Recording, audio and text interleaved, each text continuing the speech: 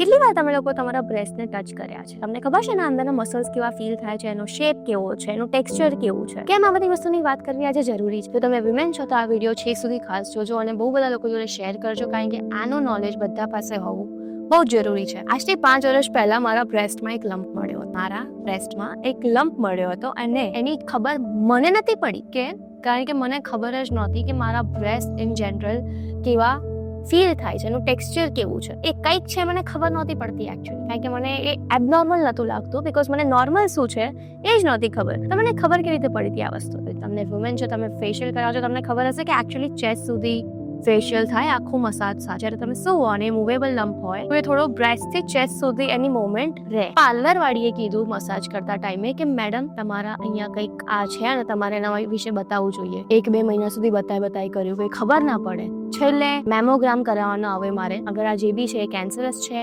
નથી, એના પછી સર્જરી કરાવીને લમ્પ કાઢવામાં બી આવ્યો, કારણ કે એ ઓટોમેટિકલી પીગળી નતો રહ્યો, એની સાઇઝ ઇન્ટરનલી ગ્રો થઈ હતી. એના લીધે શું થાય કે બે બ્રેસ્ટની સાઇઝ પણ નાની મોટી થવા લાગે, બીકોઝ અંદર એક લમ્પ મોટો થઈ ગયો છે. આમ મતલબ જીવ નીકળીને બહાર આવી જાય ને એવી ફિલિંગ હોય આ વસ્તુ. તો આજની તારીખે પણ મારી આ ખાસ આદત છે કે શાવર ટાઈમે અહીંયાથી લઈને તમારા આટલા બ્રેસ્ટ તમને ટચ કરવાની આદત એકચ્યુઅલી હોવી જોઈએ, અને તમને ખબર હોવી જોઈએ કે એ વાળો આખો એરિયા નેચરલી મસલ્સ સાથે એનું ટેક્સચર ને એ બધું કેવું ફીલ થાય. જો તમને આ વિડીયોમાંથી 1% પણ મદદ મળી હોય તો પ્લીઝ મને ફોલો કરજો અને લોકો જોડે આ વિડીયો વધારેમાં વધારે શેર કરજો.